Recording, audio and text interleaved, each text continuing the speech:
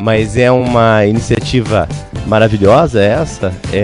Eu acho que é uma coisa muito importante vocês saberem, entenderem o que é o biomaterial e terem, na verdade, a oportunidade de ver o que está sendo colocado de novo aí nesse assunto. Eu gosto sempre de começar dizendo que quando a gente vai pensar no futuro e entender o presente, a gente tem que olhar para trás. Por quê? Se você for ver o que já foi feito, desde sempre houve-se interesse e necessidade em encontrar um material adequado para implantes ósseos, para a substituição de articulações. Mas até hoje esse material ainda não foi encontrado, pois o material ele deveria ser o mais biocompatível possível, tornando o resultado inerte. E esse material ainda não existe, pelo menos na área da ortopedia, o material ideal, como vocês vão ver que a gente vai conversar a seguir. E o que o pessoal fez no passado? E a ortopedia e a medicina ela é cíclica, e ela vai e volta, e alguns conceitos de centenas de anos atrás ainda continuam. Se você for ver, existem relatos em 1565 de fixação de palato partido com placas de ouro. Em 1775, relatos de uso de implantes de bronze. Em 1886, o início de uso de placas... Onde que é mesmo aqui? Cadê? Esse. Em 1886, já pensavam em fixar com placa e parafuso, e a gente ainda faz isso. Em 1996, a ideia de substituir articulações. Só que as coisas se limitavam. Por quê? Porque, primeiro, os pacientes eram operados no vivo, eles estavam acordados, as cirurgias tinham que ser muito rápidas, porque imagina a dor que o paciente não devia sentir. Então, em 1847, com a introdução da anestesia, isso começou a mudar. Você podia começar a fazer as coisas com mais calma. Mas os pacientes continuavam a ter maus resultados porque infectava. Não existia a ideia da antisepsia, que começou com Lister, que introduziu alguns conceitos, com Halsted, que introduziu a luva. Vocês sabem a história da luva? A luva é porque ele tinha uma enfermaria, na verdade, e quem trocava os curativos era a esposa dele. A esposa dele tinha alergia a alguns produtos que ela fazia a limpeza dos curativos, e ele desenvolveu a luva por causa da esposa. E o que ele começou a prestar atenção é que os pacientes, ela tinha um parzinho de luva para cada paciente, e os pacientes começaram a ter muito menos infecção usando luva. Em 1895, desenvolveu-se o raio-x, e daí os médicos conseguiram ver o que eles estavam fazendo dentro do osso. E em 1928, a penicilina. E daí a história começou a mudar. E daí a gente começou a ficar mais ousado. Em 1936, essa artroplastia de interposição, que é uma copa metálica que cobria a cabeça do fêmur, que ainda é um conceito utilizado, foi desenvolvida. Em 1940, algo parecido do que a gente usa, que é uma haste dentro do fêmur com uma cabeça de silicone. Em 1945, o desenvolvimento de uma prótese que a gente usa coisa muito parecida ainda hoje em dia para a substituição do colo do fêmur em pacientes que sofrem uma fratura. E, durante a guerra, a medicina se desenvolve bastante. Houve um espanto muito grande dos americanos que combatiam os alemães, que encontravam os soldados alemães com os pontos na pele, lutando de novo. E depois que foram investigar, esses pacientes tinham fraturas de fêmur fixadas com haste.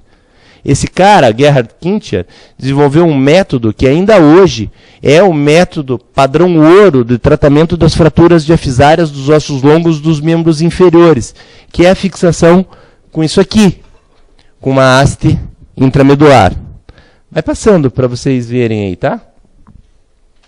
Então a história conta muito pra gente, né?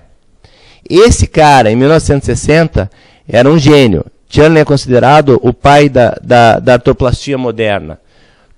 Praticamente 90% do que a gente sabe hoje de artroplastia foi esse cara que escreveu. Ele era, além de médico, engenheiro e físico, tinha noções muito grandes de materiais e de biomecânica, e a prótese que ele desenvolveu foi uma das próteses que tem os maiores relatos de durabilidade até hoje, mesmo com todos os avanços que a gente faz. Então, não é só o implante, é sim também a técnica, o entendimento da biomecânica para que você tenha bons resultados. A prótese dele era uma prótese bastante simples, era esta prótese aqui. Foi uma prótese, essa prótese eu retirei num paciente, ela teve 30 anos de duração. Ela tinha a cabeça acoplada no corpo do fêmur e era um componente cimentado. Isso aqui é histórico, tá? Não percam, essa aí que é meu xodó. Eu tive que trocar depois de 30 anos. 30 anos. O conceito foi muito bem aplicado.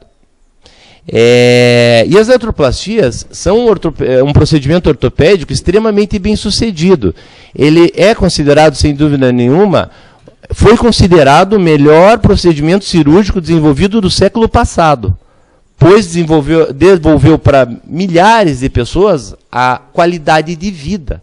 Que não adianta você continuar vivendo, ou vivendo bastante, a medicina hoje te dá essa oportunidade de você viver cada vez mais.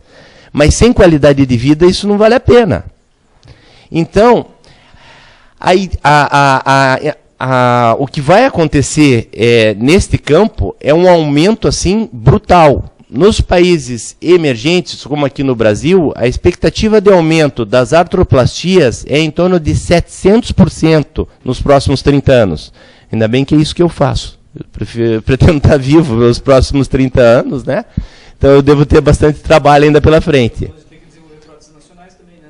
Então, a gente ainda não tem próteses nacionais de qualidade. Eu trabalho numa empresa desenvolvendo material agora, que é a Anel Orto. Vocês devem conhecer a Anel Dente, né? A Anel Dente foi vendida e o dono lá montou a Anel Orto, que é uma fábrica de material. E a gente está desenvolvendo uma prótese, mas a gente não consegue desenvolver a prótese aqui. A gente está desenvolvendo a prótese lá em Miami, cara. Ele montou uma fábrica em Miami. Por questão de material, por questão de mão de obra. Cara, mais por questão de qualidade mesmo, cara. Mas a gente está em constante evolução. E a gente vai chegar no que você falou, que é uma prótese nacional. Aquela questão de custo que vocês estavam falando, uma prótese importada custa pelo menos 5 vezes mais que uma prótese nacional. Mas ela tem porquê. A durabilidade e o funcionamento da prótese são muito diferentes. Gente, isso é o que vocês têm no dia a dia de vocês, né? A biocompatibilidade, a resistência à corrosão, as propriedades mecânicas e metalúrgicas adequadas para que você faça processar o material. Na verdade, grande parte da indústria ortopédica é uma indústria metalúrgica. O custo é o que nós estamos discutindo agora. Ele não pode ser um custo exorbitante, porque senão ninguém vai ter acesso. E o material não pode ser um material raro na natureza, que você tenha que ter pouca disponibilidade. Existem várias propriedades que você procura no material, como resistência e fadiga, ductibilidade, tenacidade, dureza, resiliência. Desses daqui, eu queria chamar a atenção mais para a resiliência, tá? O que é a resiliência do material? É a quantidade de energia que ele absorve. E por que isso importa? Porque existe uma propriedade no osso chamada stress shielding. O osso só é renovado. Aliás, o osso está em constante renovação. O osso morre e é renovado o tempo todo. Mas ele só é renovado quando ele é submetido à carga. Uma vez que o paciente tem um implante dentro desse osso, Se este implante tem uma propriedade de absorver toda a carga, essa carga não é dissipada ao osso. E o osso ao redor do paciente torna-se osteoporótico. Então, ele perde cálcio, ele fragiliza-se e ele está propenso a fraturas. Então, isso é uma propriedade extremamente importante no material que você vai utilizar dentro da ortopedia.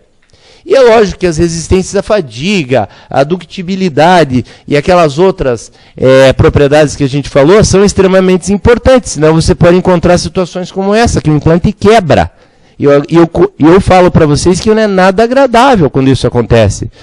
Porque, como é que eu vou tirar esse pedaço aqui, ó? Você tem que abrir o osso. Você tem que fazer uma osteotomia de cabo a rabo para poder tirar esse pedaço aqui. Então, você pensa em fazer um bem e algum tempo depois você está fazendo um mal enorme a esse paciente. Que a chance de uma reconstrução dessa dar certo começa a ficar pequena. E se enferrujar dentro do paciente? Teve uma situação bastante crítica que tinha em Porto Alegre, uma empresa fazendo com materiais que não eram aço inoxidável de qualidade e os materiais estavam enferrujando dentro do paciente. Imagine a desgraça que isso é. E os materiais ortopédicos, eles podem ser metálicos, cerâmicos, polímeros ou compósitos. Os metálicos, eles sem dúvida nenhuma são os mais utilizados. Eles servem para a gente fazer vários materiais e eles podem ser de aço inoxidável, ligas de cromo cobalto, mobidileno. A prótese que vocês têm aí é de liga de cromo cobalto. A haste que vocês têm aí é de titânio. Mas eles podem ser usados para fazer placa e parafuso, para fazer haste, para fazer fixadores externos dos mais variados tipos, para fazer próteses de praticamente todas as articulações do nosso corpo. E os materiais metálicos, por um tempo, foram pensados para ser utilizados em superfícies. O que é superfície? Na verdade, segura o microfone. Superfície é quando você tem o atrito entre dois materiais. Isso são articulações. O metal com metal é extremamente resistente, ele não vai quebrar tão fácil. Ele tem um atrito pequeno, mas tem o atrito. E ele tem uma tendência grande a desuso, praticamente hoje ninguém mais faz, porque ele tem resultados clínicos ruins.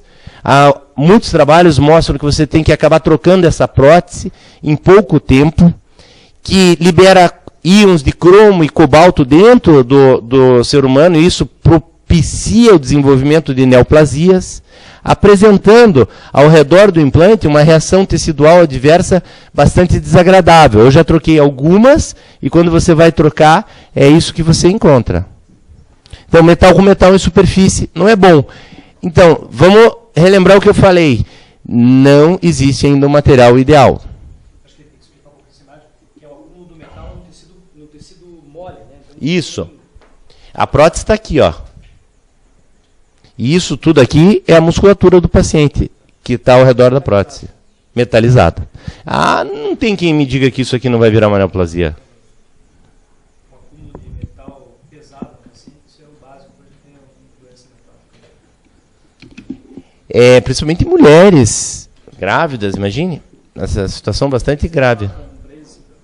Veja, eles têm uma situação semelhante no odonto, por exemplo, que é essa questão do stress shield, né? Eles trabalham também com isso o tempo inteiro por causa da mastigação.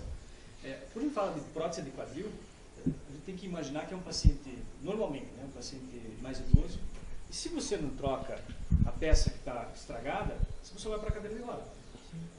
E aí entra num processo de degradação contínua, né? E rapidamente eles acabam morrendo. Então, o que a prótese de quadril fez foi devolver a vida dessas pessoas. Elas movimentando-se, tudo funciona melhor no corpo. Então, isso que o Renato falou, né, de ter sido considerado o melhor avanço do século passado. Isso é real. Isso é uma coisa que a gente estuda, inclusive, quando estuda biomateriais. Talvez tenha sido o material que tenha trazido mais impacto em termos de qualidade de vida, aumento da quantidade de vida do século passado. E a questão é a dificuldade também de você imaginar um material desse. Não é só uma haste dentro do ferro, é algo que se articula. E a grande questão é assim, como conseguir esse funcionamento biomecânico. Né? Sim, que o material se adapte adequadamente ao osso, que o coeficiente de atrito na superfície seja baixo, que o material não quebre, que não provoque reações, na verdade, indesejáveis. Então, isso está em constante evolução. Mas vocês vão ver que eu vou mostrar praticamente todos os materiais para vocês e a gente ainda não encontrou um material ideal. Por causa de um ou outro motivo, sempre tem alguma coisa que te pega.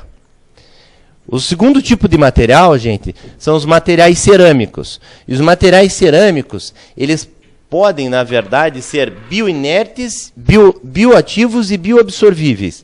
Eu trouxe para vocês aqui os materiais, segura de novo, que são bioinertes, que é a cerâmica com cerâmica, que ela é muito boa para ser utilizada em superfícies, porque o coeficiente de atrito dela é baixíssimo, e trouxe... mas ela quebra. É o prato? Exato, passa ali. Então, é ideal por um lado, porque ele é um coeficiente de atrito menor que existe, mas ele quebra. E eu trouxe para vocês também os bioativos, que são, na verdade, a cobertura dos implantes não cimentados, que é, por exemplo, a hidroxiapatita ou os biovidros.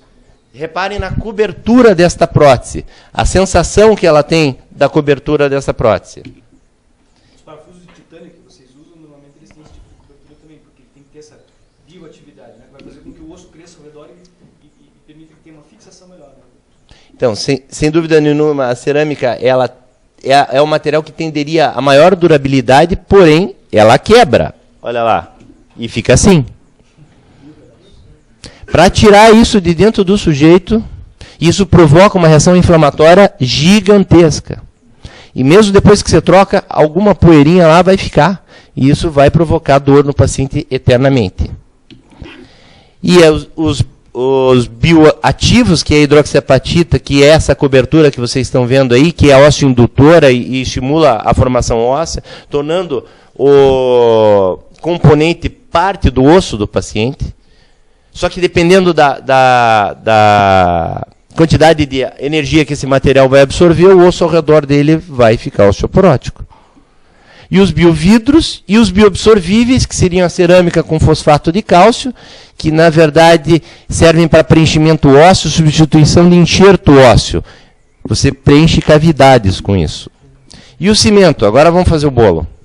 Já viram o cimento? Já viram ele sendo feito? O que é o cimento ósseo, tá? O cimento ósseo, na verdade, ele é chamado de polimetacrilato de metila. Foi você que falou, né? Você é dentista também? É médico? Qual a área tua? Neuro. Hã? Urologia? Neurologia. Se der para abrir a porta ali, é melhor. Abre a porta ali que vai ficar um cheiro que vocês vão lembrar do carnaval aí. Hã? Não, só abrir a porta. Ele não é tão... Então fique de frente para eles verem. Que você mistura, então, o polimetil no metacrilato. Quebra. E esse polimetil no metacrilato, ele vai provocar uma reação, que nem eles estavam falando, que é uma reação exotérmica. O que é uma reação exotérmica? É uma reação que libera calor. E ao liberar calor, ele expande. Então ele vai a uma temperatura até de 80 graus. E ele, quando expande em torno de 7% do seu volume. Então o cimento ele não foi feito para grudar a prótese. Ele prende a prótese porque ele expande dentro do osso. E é isso aí, pode ir misturando. E quando você coloca a prótese dentro do osso, na verdade o osso ele é oco por dentro. Então você coloca a prótese dentro do osso, e esse cimento, quando ele expande...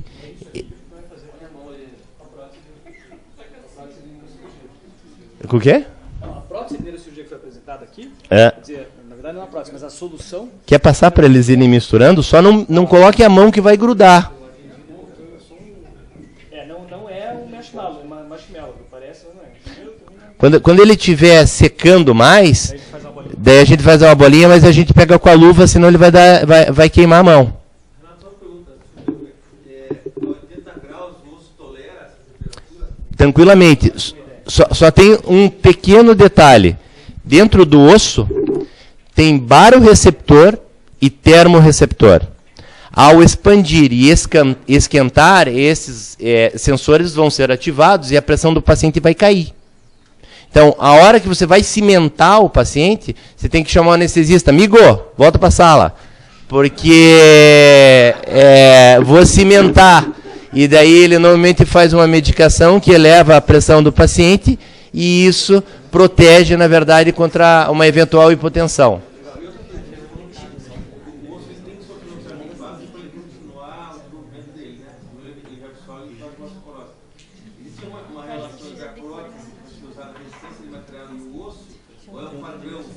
Não, então, aí que está o problema. Uma prótese não cimentada, ela tenderia a uma durabilidade muito maior, porque ela não vai soltar de jeito nenhum. Só que, não cimentada, ela gruda lá dentro e nem Cristo tira ela. Só que Cristo tira. Mas você tem que quebrar, fazer uma osteotomia, quebrar o osso para tirar a prótese, tá? Não, o osso ao redor dela desaparece. Em 25, 30 anos, quando você vai revisar uma prótese dessa, não tem mais osso. Você tem que usar osso de banco, osso de cadáver, para fazer uma substituição dessas. Ao passo que o cimento, quando você coloca uma prótese cimentada, ele transmite muito bem a força do implante para o osso. Então não faz stress shielding. Só que o cimento solta. Por que o cimento solta, na verdade? Porque quando você tem duas superfícies em contato, como essa aqui, você tem um atrito. Esse atrito... Quase, bote a luva. A hora que ele para de grudar, daí você vai fazendo a bolinha. Se vocês repararem nesse daqui, que é o polietileno, que eu já vou conversar, você vai ver que esse polietileno está gasto. E essas partículas, na verdade, de polietileno, que estão gastas, elas vão ser alojadas ao redor do cimento. E vai haver uma osteólise e vai soltar o cimento. Então, uma prótese cimentada com polietileno, um polietileno que é esse que vocês têm aqui, por causa desse coeficiente de atrito, tem uma expectativa de durar 15 anos. Uma prótese não cimentada tem uma expectativa, passe esse aqui para vocês verem o coeficiente de atrito aí, de durar em torno de 25 a 30 anos. E, por causa disso, estão melhorando o polietileno. Hoje em dia, a gente tem um polietileno chamado polietileno cross-linked, que é um polietileno tratado com raios gamas, com aumento da sua temperatura, liberando os radicais livres, provocando um polietileno de menor desgaste. Esse, na verdade, tem se comprovado uma alternativa interessante. Mas a alternativa mais interessante que a gente tem visto, com menos risco de quebra e com uma durabilidade aí nem 15, nem 30, mas 20, 25, é a mistura do polietileno com a cabeça de cerâmica. Então, a gente vai tentando, né? E revestido ainda para fazer a integração, né? Não cimentado no fêmur e não cimentado no acetábulo. Essa é a prótese mais moderna. Cara, é a associação mais adequada. Mas, veja, se eu tenho um paciente de muito baixa idade, eu ainda acabo preferindo fazer cerâmica com cerâmica. Mas eu tenho que conhecer o paciente. Fala, você vai jogar bola, amigo? Você vai jogar bola, você não vai usar cerâmica. Vai quebrar.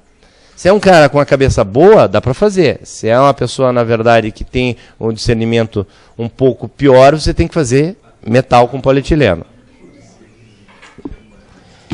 E tem outros materiais, tipo compósitos, como o tântalo, que é um material espetacular. Esse negócio, se você encostar na tua pele, ele gruda.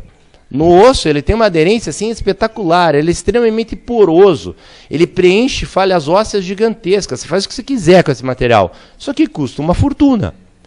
Então ele não é um material que está à nossa disposição o tempo todo. E quais as novidades que a gente vem encontrando por aí?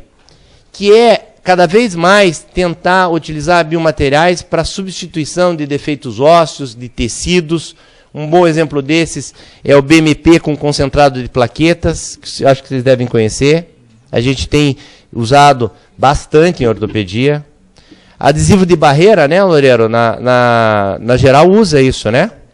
Na ortopedia não se usava, mas o que observou-se é que isso aqui pode diminuir aderências e evitar rigidez articular, se você colocar um adesivo de barreira ao redor do teu implante. Porque tudo que você não quer é que perca-se a mobilidade, ou seja, você quer dar mobilidade para o sujeito. Mas, se ele não fizer uma fisioterapia adequada e deixar as aderências acontecerem, essa mobilidade não vai existir. Cadê o Leonardo, que estava conversando comigo lá fora, que é um candidato à injeção com ácido hialurônico? Está ali fora? Então, existe também a ideia de tentar desenvolver-se substitutos para o líquido sinovial, cicatrizadores da cartilagem, que melhorem as condições para que você evite tentar chegar na prótese. Isso, sem dúvida nenhuma, tem se mostrado bastante eficiente. Que é o que você está fazendo em mim. Isso. No João a gente fez o PRP. Como é que está, João? Tem também alguns avanços no sentido de agentes hemostáticos. Depois da cirurgia, você joga como se fosse uma cola de fibrina em cima da cirurgia para evitar sangramento e necessidade de transfusão. Tem também biomateriais que você coloca dentro do paciente, eles vão sendo absorvidos, enquanto eles vão sendo absorvidos, eles vão liberando substâncias lá dentro. Por exemplo, osteomielite. Osteomielite é uma situação extremamente difícil de você resolver.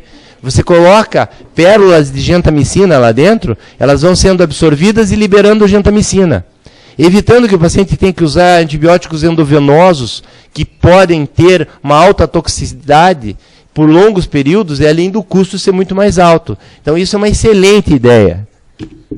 Materiais de implantes absorvíveis. Após você fazer sua função, ele desaparece dentro do osso. Ele vira osso de novo. Como esse ácido polilático, que está sendo muito utilizado principalmente em reconstrução de ligamento de joelho. Sutura sem nó. Eu até ajudei a desenvolver esse fio na Johnson. Ele apressa muito o fechamento, porque quanto menos exposto o paciente ficar ao ar, menos morbidade ele vai ter. Melhora a sua recuperação anestésica, menos índice de infecção, menos necrose de tecidos. Então, essa sutura, esse fio chama-se fio barbado. Na hora que você vai dando ponto, você ancora ele e ele trava, você não precisa dar nó. Então, uma sutura que você demoraria meia hora para fazer, com esse fio você faz em 10 minutos. Cobertura da prótese com zircônio. Ou seja, estão tentando melhorar o metal para ele ficar mais liso, para que, na verdade, o atrito seja menor. Só que isso tudo gera em custo. O polietileno já está sendo desenvolvido a segunda geração do Crosslink, que é a incorporação com vitamina E, que vai provocar um polietileno com uma maior resistência à oxidação, com menos desgaste. Navegação, para a substituição articular ser mais precisa. Você utiliza isso para guiar seus cortes. E as próteses customizadas, que era o que o doutor estava conversando aqui com vocês, eu acho que antes de eu chegar, que é mandar fazer uma prototipagem, né, da calota craniana para devolver para o paciente. Era isso que ele estava falando? Aqui é o seguinte, a gente tem, quando a gente faz uma prótese, tamanhos do acetábulo, desde 40 milímetros até 70 milímetros, indo de 2 em 2. Fêmur, desde 8 milímetros até 20 milímetros. para tentar achar o tamanho adequado para cada paciente.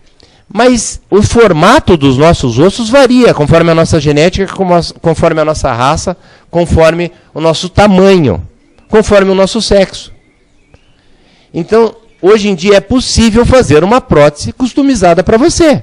Faz uma tomografia 3D, manda para a indústria, e a indústria vai te mandar cortes, os blocos de corte e as próteses exatamente do seu tamanho. No Brasil, isso é muito difícil de você fazer, sem dúvida nenhuma, por causa do custo. Gente, eu procurei ser conciso. Acho que não me estendi muito do tempo, né, Loureiro? Loureiro, não me estendi muito do tempo, né?